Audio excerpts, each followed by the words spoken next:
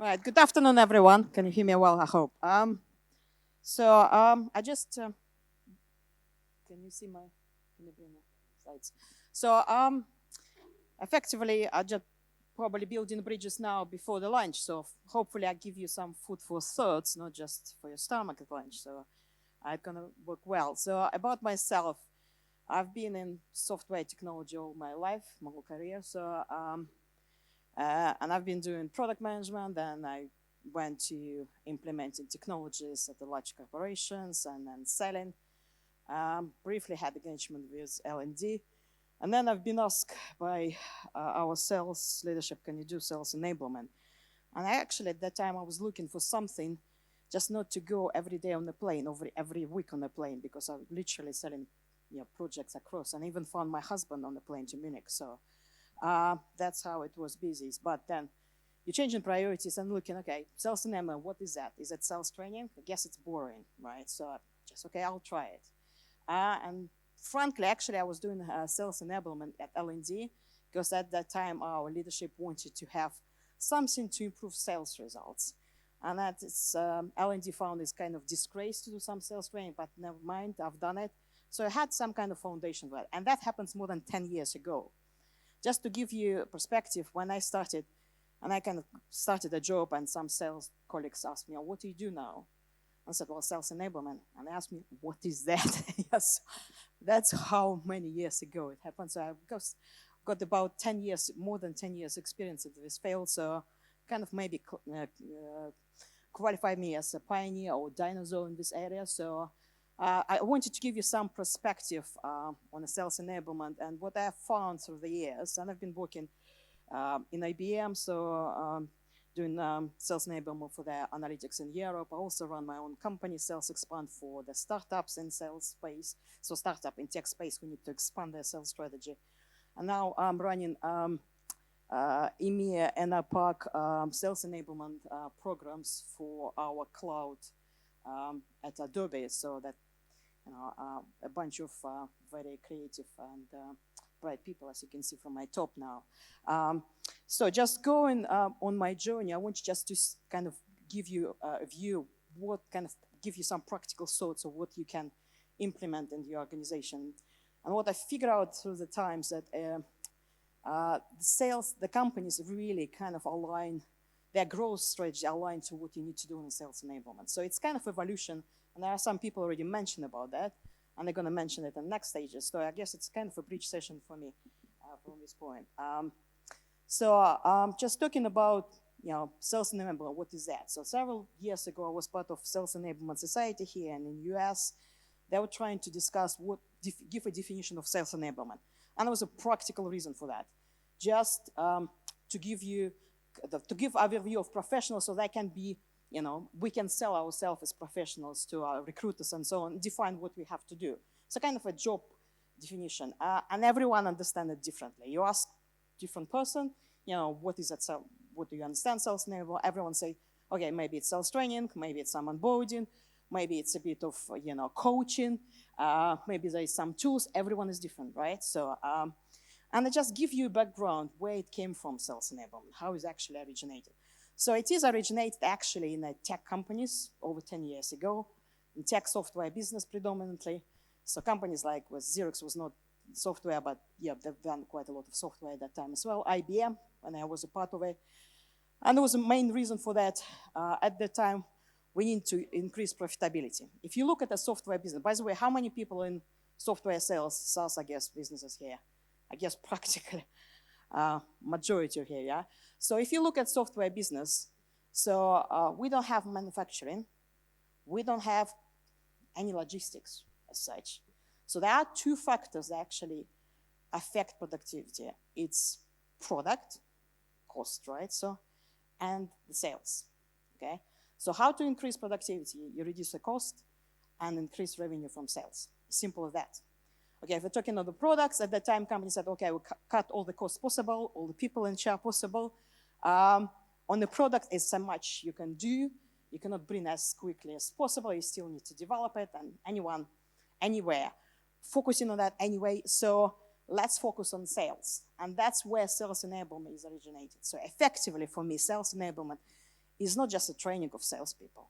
It's just give your company a foundation to have effective sales process, and people be able to sell effectively, right? So from this perspective, if we're looking at the goals of the sales company, so they're kind of, expansion in existing territory. You may be expanding in a new territory, in new countries, maybe expanding with a new product. You may have expansion into different industries, right? You may increase margins. So effectively, it's all about selling and selling more. So if you actually reflect to sales enablement, to me, sales enablement is just to make sales professionals effective. Because if you speak to any sales leadership, you would say the number one problem is to bring the middle part of the sales people up. So effectively, you have 10% on top, usually top performers, and they perform well already. They figure it out how it works. They're eager to learn. They're kind of there, right? Maybe for a short period of time because they sell to their base of people they already know, base of companies they already established connection with. On the bottom, you've got 10% of people who, maybe not doing well, but company can rid of them, right? So how do you bring 80% in the middle to that level of 10% of performance? That's effectively the goal of sales enablement to extend, make them awake. So, and that's, we need to understand what are the weaknesses. So it's not necessarily just to give them some sales training, how they sell it, but also understand the weaknesses and react on those weaknesses to make them better. The other thing that I think is very important is to be a right-hand advisor to sales leadership. And what I mean, so sales leadership have obviously the field, depends how big the field they have. Sometimes they may not necessarily know everyone. By the way, sales people not necessarily very open with everyone, the sales leadership, how it's going, right? So, but effectively, every sales manager may have a problems at some point of time. I need to increase revenue to that quarter. I have problems in that quarter, in that year, and so on. What do I do next? What kind of program do I have? So previously, it was sales leadership goals. Now it's pushing more to us, sales enablement. And that to do that effectively, you need to do some kind of, build very good advisory function, and pretty much difficult function, by the way, because sales leadership is not always right. They tell you, do this. I had once, do me negotiated training. Bring Americans who know how to do it. We'll just do it that way and just speak that way, and that's it. And we'll start speaking about that, and I said, well, they may come in just saying, okay, you've been here, your competitor was yesterday, how much is yours? Straight before we even actually trying to understand what they want, what is the value articulation to the company, that's it. So you maybe don't need negotiation training to, how you speak it, but you need to understand how to create a value proposition for your customer, how to understand what customer wants. So it's kind of a delicate role, so you have to be a diplomat. You cannot argue with sales leadership too much, but that's why maybe we have so many women here, so that's a very good fit for this, from my experience. The other thing is, a lot of people mentioned today, and quite rightly, is that, sales doesn't like training, and, how do we do training? Sales doesn't like it, right? So to me, if you work for sales, effectively, they are your customers. Your sales leadership is your customer. They are the customers. By the way, how many people from sales here? Background of sales. Yeah, so just look at this, it's quite a lot. So look at your leadership and your people you work with, sales reps, SDR, whatever, account executives, as your customers. Treat them as your customers, right? And the other thing, a bit of advice here, I treat it as a training on a wallet. So sales do not like training at all. The reason number one is because they need to go there and sell it, and they think that it's time taken out of their communication with the customer, their sales process, and so on. But if you demonstrate that your training actually helps them to get a bit more money, because they easily close it or improving in the sales, that is going to be a different kind of relationship. The other thing is, which I touch it, is a priority, already mentioned. So when I started Enablement, everything was high priority, and that's about this job. For those who's just starting an Enablement, everything is high priority. You just got big mailbox of 50 plus messages, everything. Someone needs to, I have to have a presentation for tomorrow, where can I find it? Where is the sales collateral for that? Leadership saying, okay, I need to do onboarding program. We've got so many people there. Or we need to define everything. Everything is great priority. So how do you manage it? So and the answer to that, you have to plan it. Because effectively we have 24 hours a day. We need to sleep, we need to operate, so many priorities, everything coming in your mailbox. How do you do it? And effectively, I don't know, I wanted to ask you, how many of you doing sales enablement planning, regular planning? See, I think less than of total sales enablement practitioners, obviously. But that's the next stage, probably. That's why we're talking about. This is evolution of it. So sales, so why the planning? So sales is pretty much a dynamic process. Sales is constantly changing, especially if you're in software business, because you've got new product, new competitors, new market, and even if not software business, market is changing. What happens with COVID, right? It's affected markets, affected how we structure the message to customer, how we communicate to them. Sales becoming more and more complex, how we structure the conversation, elements of products. So traditionally, where sales management used to deliver the training for managers, it's not necessarily work when you have a lot of people. It's just not manageable for them. The other thing that a lot of people forget at the beginning, enablement is a cost. So, and we need to articulate the value of our programs to sales leadership. And that's another buy-in for you, effective buy-in. So it can demonstrate that, okay, you expand the sales enablement function, but a result of that, checking on some KPI, showing sales leadership, yes, that's why we've done it, because the results are there. And the other thing that's important for planning is attention to the needs of sales. As I said, sales is a dynamic process, and a lot of people on the panel here said that, we go in so many challenges so quickly. Product line is changing so quickly. And you need to actually keep up with sales. The fact that you actually onboarded sales and they were performing well doesn't necessarily that they will perform quarter on a quarter on a quarter. So you basically need to link up with the sales and check what's happening there. So, so that's next on this thing that is just looking how to build a foundation for sales enablement plan, and so what to take into consideration. And I just give you a bit of practical things. So I guess a lot of speakers already talked to you about this, and just building the bridges, what I already said. So what do you need to take into consideration? First of all, GTM needs, so it's go-to-market needs. And they are changing for any company. So it's all about what sales rep need to know and need to do to sell effectively.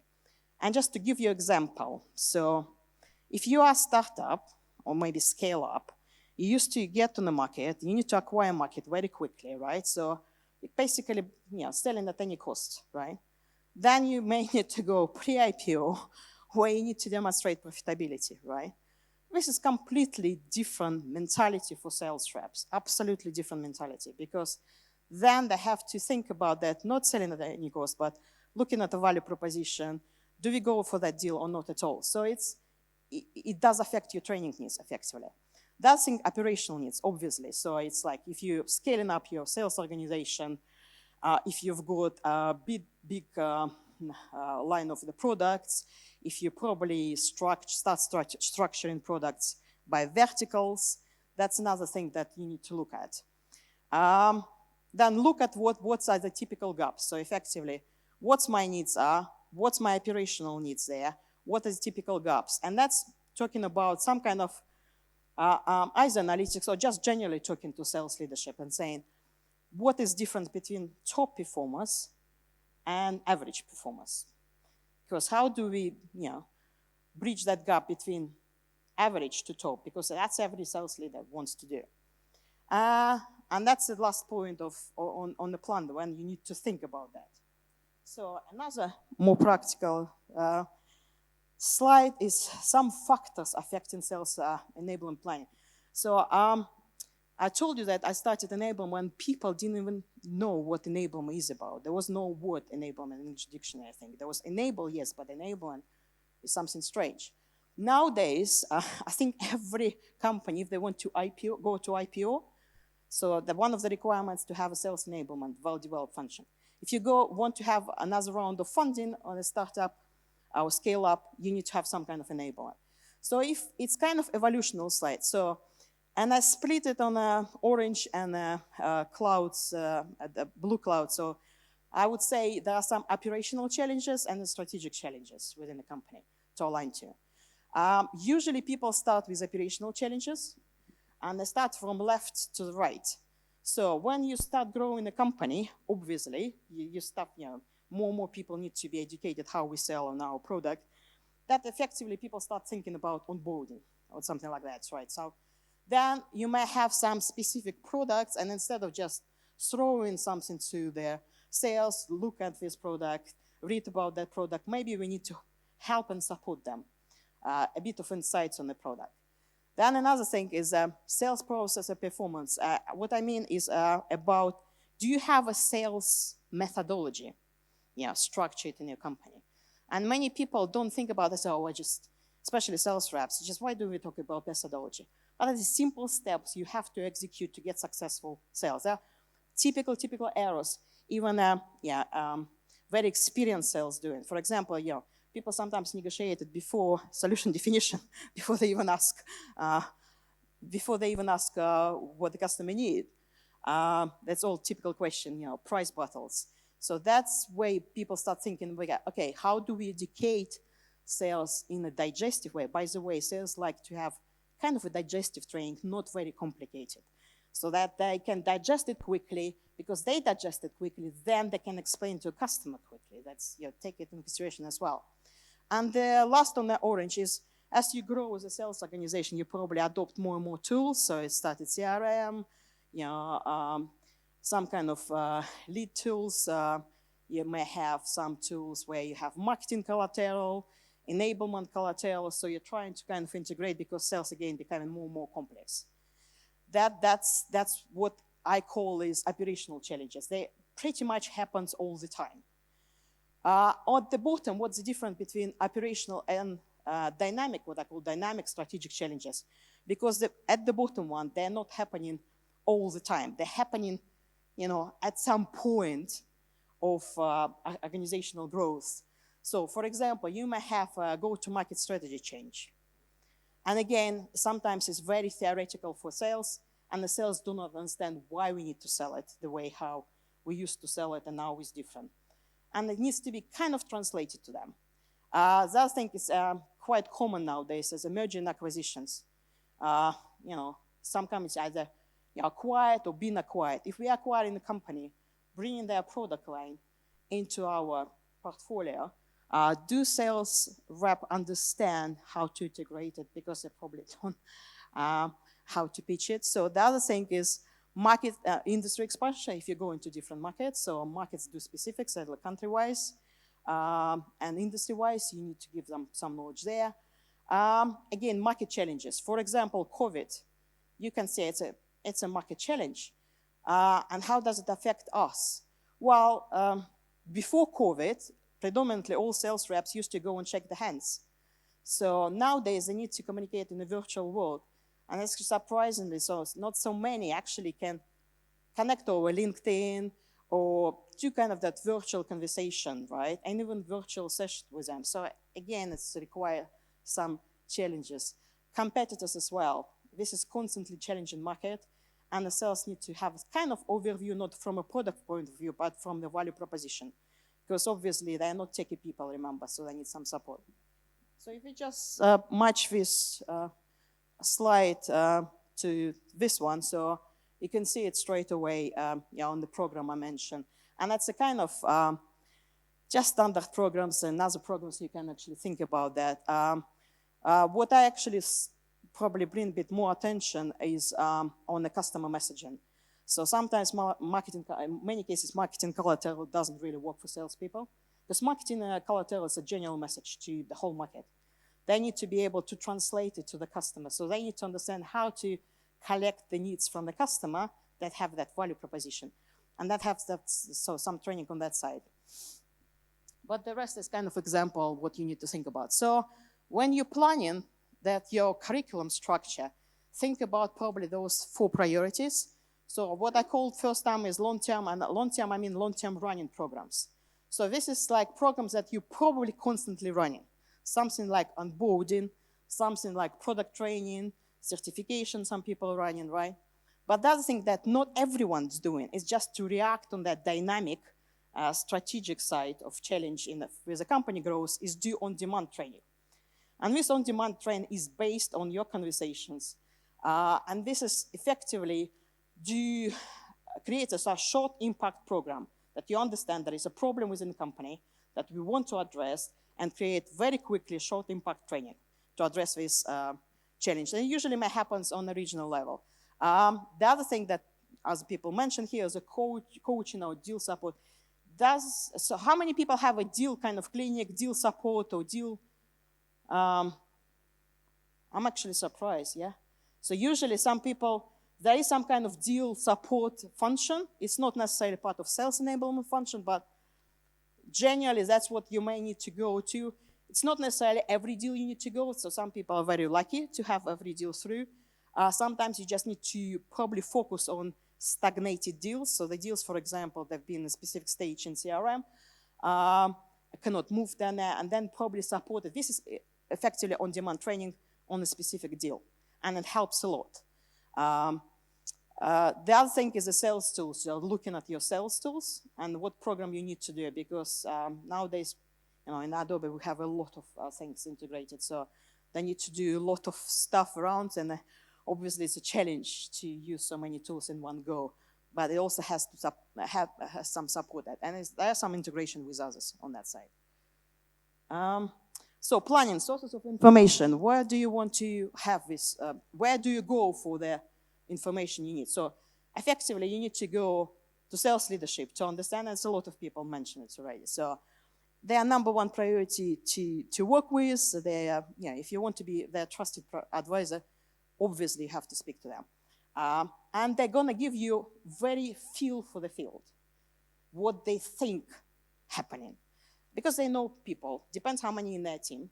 And they may tell you straight away specific training needs. May tell you, it depends, how much, again, if they manage 50 people, it probably would be difficult because you need to structure on us. If they manage up to 10 people, probably it's number one source of support. If you have quite significant numbers, of sales reps, so over 10, so then it's very difficult for leadership just to analyze one by one what they need. So it makes sense to speak to sales ops. And sales ops give you pretty much good overview on the overall performance, and you can kind of draft some, look at some performance trends. At least you can address these performance trends with a sales leadership conversation. And the sales leadership, by the way, will speak to sales ops, so it's kind of nice way of being integrated in the sales process. The other thing is product management. So obviously the new products getting on board, but products sometimes created very complicated. Again, this is more what sales need to know about product, what they need to show, what they don't need to show the customers, how its competitor works against it. So the other thing that you may use go for content is to go to market and marketing people for using marketing collateral. Again, you probably can try to get it as a basis for conversation. It's not always working because even sales place people don't like, so it has to be like whiteboarding or visual boarding, something that you can use from and develop from. And the learning knowledge also can help something. It depends how the company structures on the general training and some skills assessment.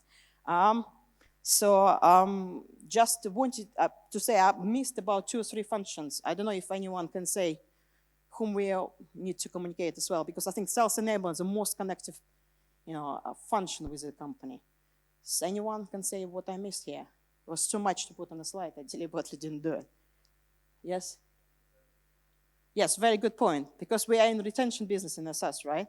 Especially if your business in SaaS and retention about 30-50% towards net new, you have to think about customer service.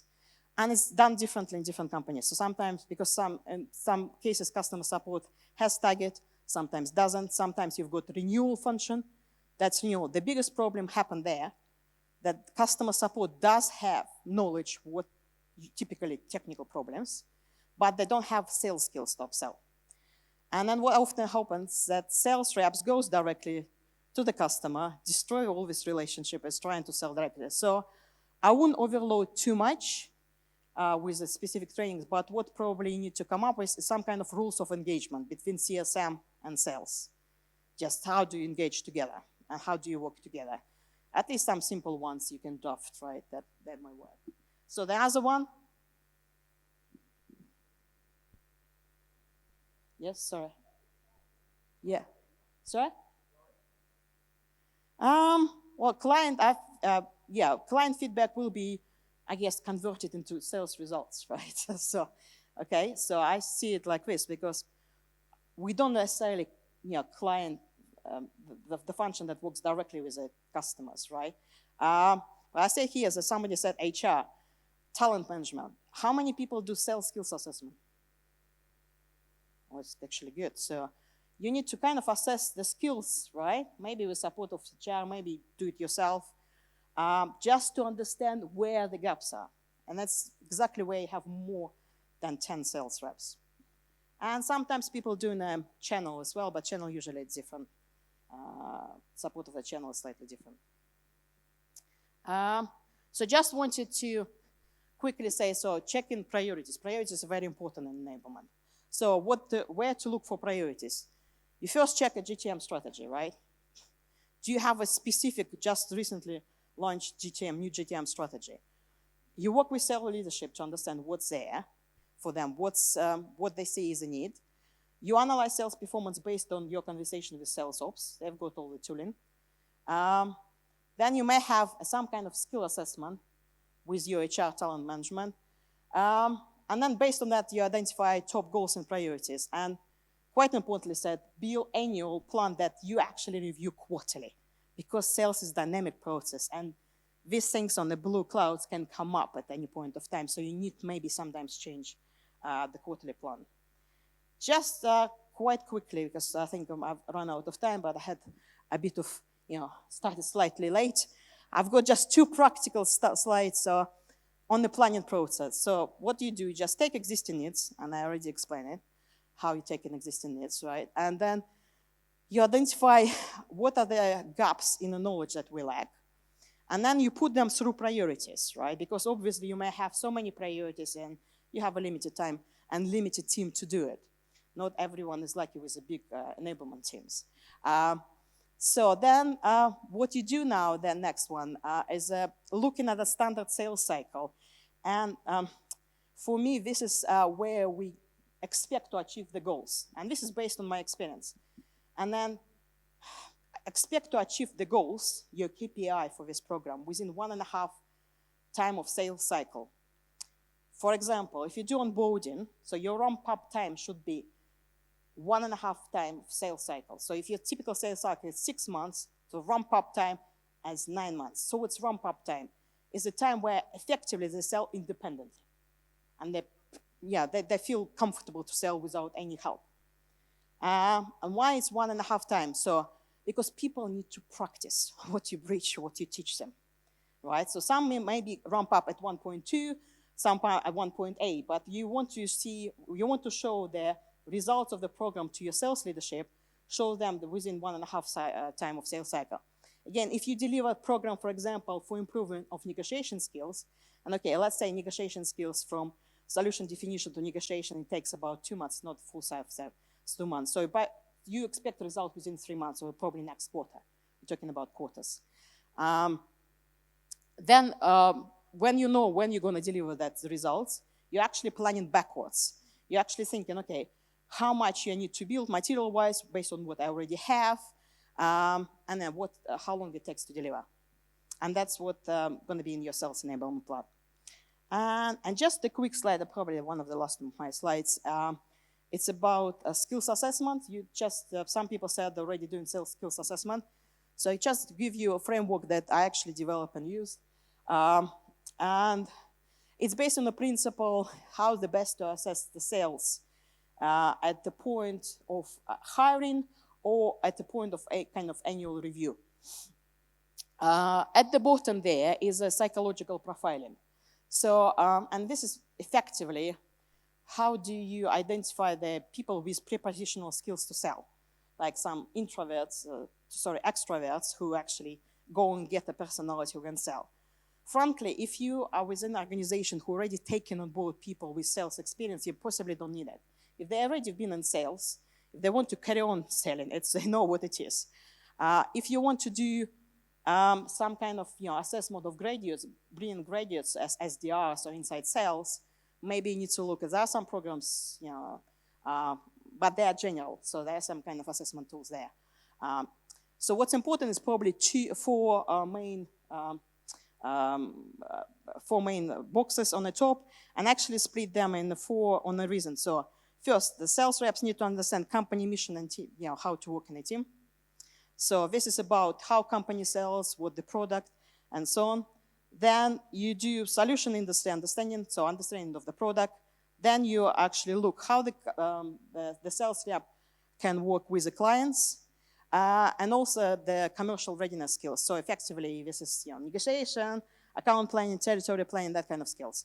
And then you can split them yourself in some capabilities, depends on your company, so flexible, and you can assign a level to the skills. So 0 is nothing, and then you can say, okay, person may 1 is knowing something but never apply it, and 4 is actually a person who actually applied it and can demonstrate, because there's a big difference in going through the training, knowing how to do it, and applying it to reality. They have to practice it. And then you can basically effectively build some kind of capability assessment process, very analytical, put in analytical tools, and then it's a leverage tool for you to understand where we are with the sales fields. That may give you some kind of foundation, again, either for hiring right people or a foundation for next conversation. And actually, it's kind of a tangible conversation with your sales leadership in this case. And also, the other thing that you cannot touch a cost here. The other thing that for onboarding, someone asked it, how do you actually adjust onboarding? If you do this assessment, then you can actually say, okay, for that kind of person with that skills level, they need specific modules. So if you actually divide your onboarding into modules, you can assign that module to that level. So you have a very flexible and structural and cost optimized as well onboarding and times optimized onboarding process. So that's pretty much it. I've been out speaking too much and open for questions, but my message is this is interesting work because you basically understand how a company works, because you need to work with everyone, practically with everyone within company. It's completely different from what used to be with the customers. Now the customers are within your company, and you need to build bridges actually between different sides of different business units, especially with the product and the marketing, go-to-market strategy. Thank you.